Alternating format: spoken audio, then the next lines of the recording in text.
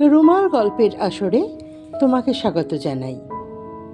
আজকের গল্প ঘুড়ি ও দৈববাণী, লিখেছেন শীর্ষেন্দু মুখোপাধ্যায়।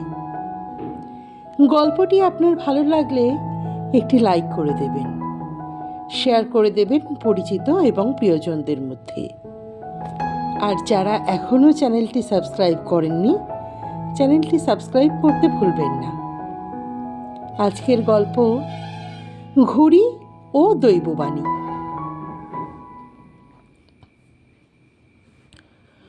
অঘোরবাবু নিরীহ মানুষ, বড়ই রোগাভোগা। তার হার্ট খারাপ, মাজায় সায়াটিকার ব্যথা, পেটে 11 রকমের অসুখ। অফিসে তার উন্নতি হয় না, কেউ পাত্তা দেয় না তাকে। অঘোরবাবু ঘুড়ি ওড়াতে খুবই ভালোবাসেন। তার শখ শৌখিনতা বলতে ওই একটাই, ঘুড়ি তিনি নিজেই তৈরি করেন।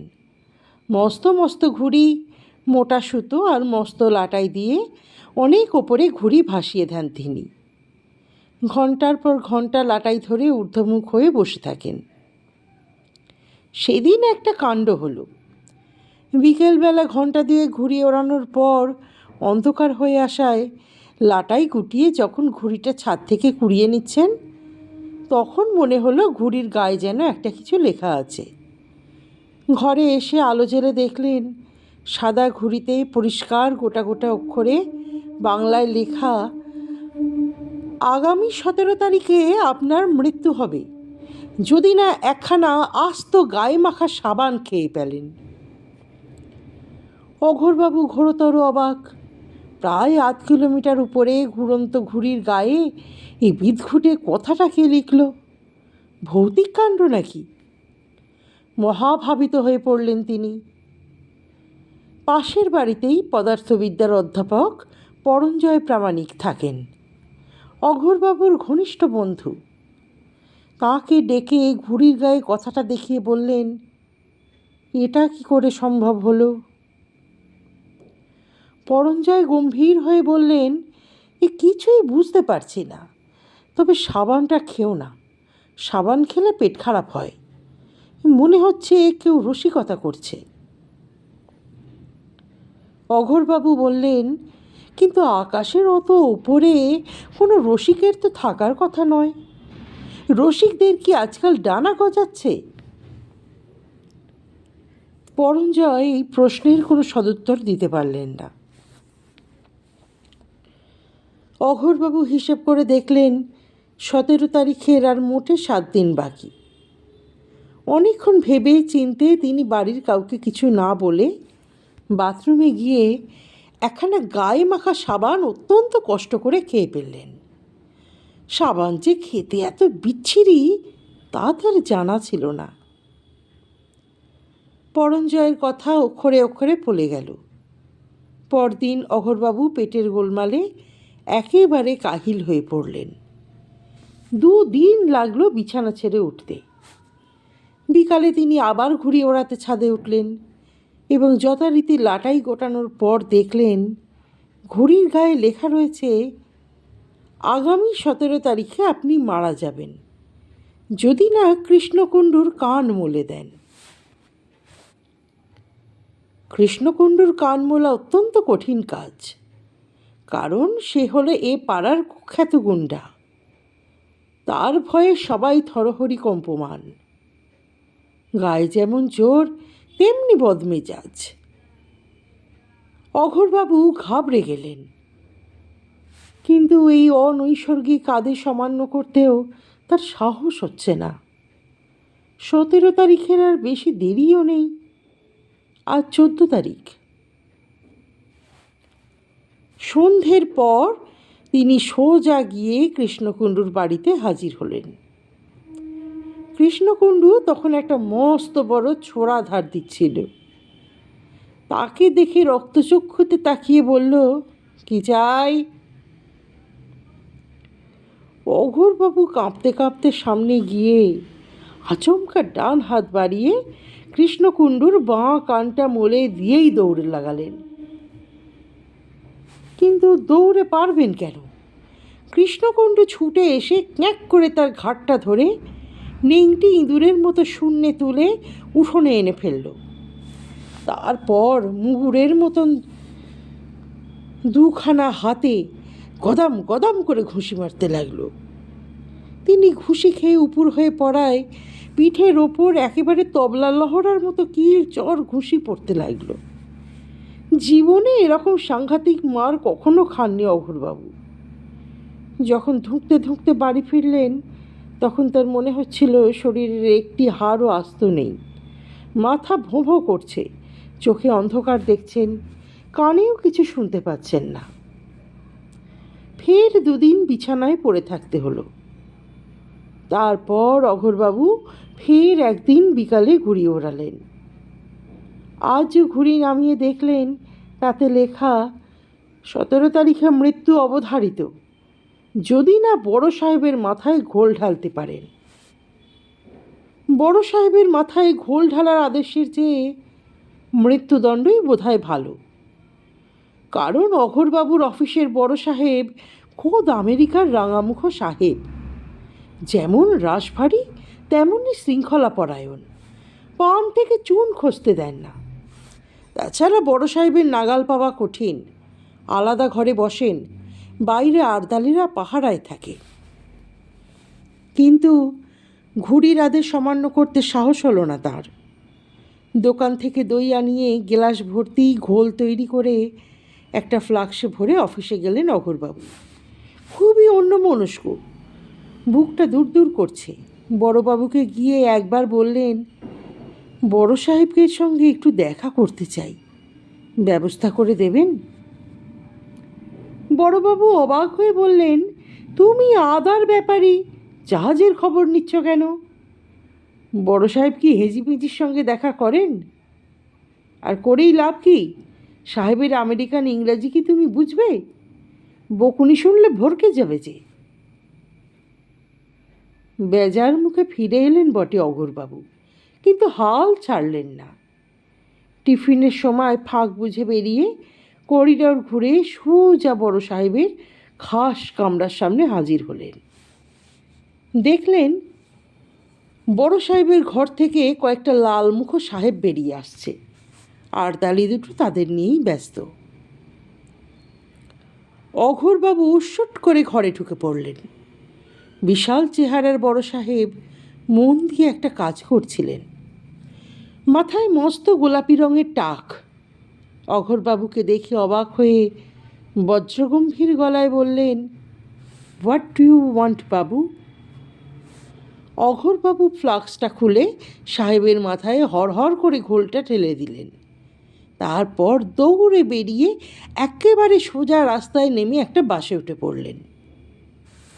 চাকরি তো যাবেই, পুলিশেও ধরতে পারে। তা হোক, অনৈসর্গিক ওই আদেশ লঙ্ঘন করেনি বা কী করে? 17 তারিখ এগিয়ে আসছে, আগামীকালই 17 তারিখ। বিকেলে অঘোরবাবু ফের ঘুড়ি ওড়ালেন। অনেকক্ষণ ঘুড়ি ওড়াতে ওড়াতে নানান কথা ভাবছিলেন, বুকটাও দূর দূর করছে। তারপর ধীরে ধীরে লাটাই গোটাতে লাগলেন। ধীরে ধীরে ঘুড়িটা নেমে এলো। ঘুড়িটা হাতে নিয়ে দেখলেন তাতে লেখা, আগামী 17 তারিখে মৃত্যু কেউ ঠেকাতে পারবে না, যদি না এক্ষুনি তিলতলার ছাদ থেকে লাফিয়ে পড়েন। অঘোরবাবুর হাত পা কাঁপতে লাগলো ভয়ে। 3 তলা থেকে লাফ দিলে যে মৃত্যুর জন্যে আর 17 তারিখ পর্যন্ত অপেক্ষা করতে হবে না। কিন্তু করেনি বা কি? ঘুড়ি মারফত দৈববাণী হচ্ছে বলে তার স্থির প্রত্যয় হয়েছে। এখন দৈববাণীর আদেশ না মানলে যদি ভগবান চটে যান? অঘোরবাবু চোখ বুজে ভগবানকে স্মরণ করলেন।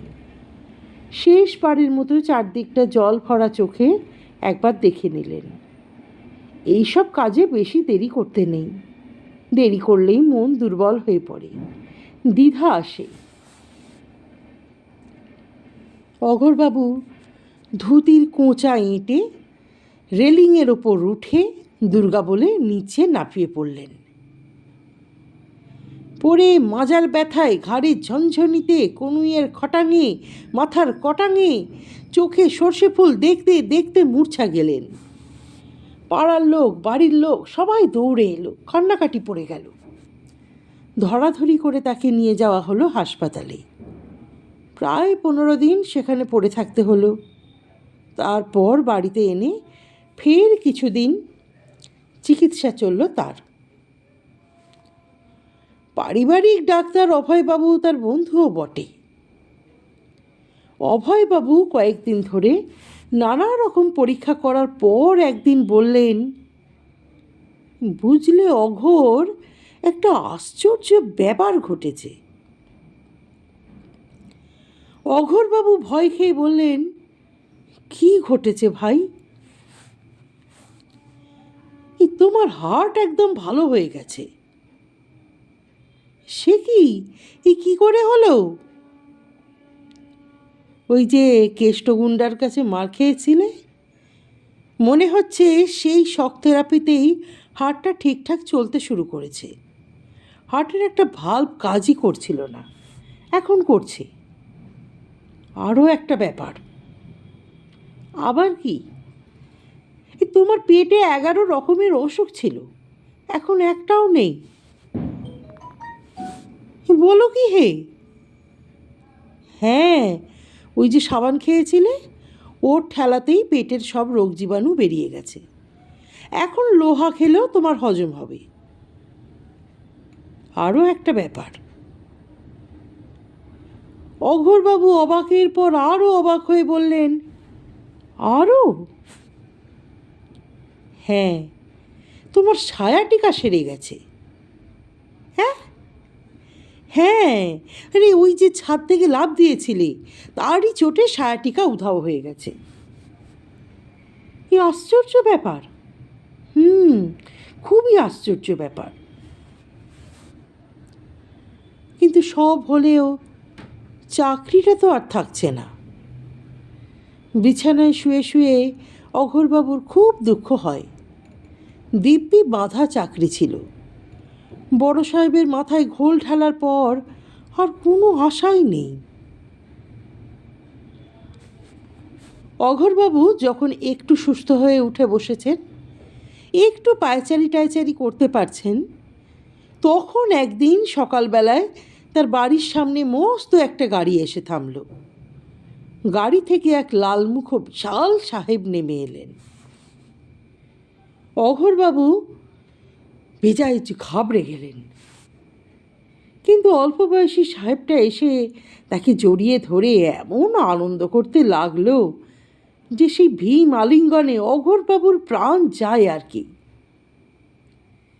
তারপর তাকে ছেড়ে দিয়ে সাহেব বলল, তোমাকে যে কি বলে ধন্যবাদ দেব তা বুঝতে পারছি না।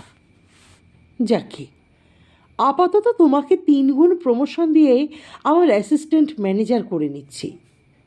তোমার 2000 টাকা বেতন বাড়িয়ে দেওয়া হচ্ছে। অফিসে যাতায়াতের জন্য গাড়িও দেওয়া হবে। অঘোরবাবু স্বপ্ন দেখছেন কি না বুঝতে পারছিলেন না।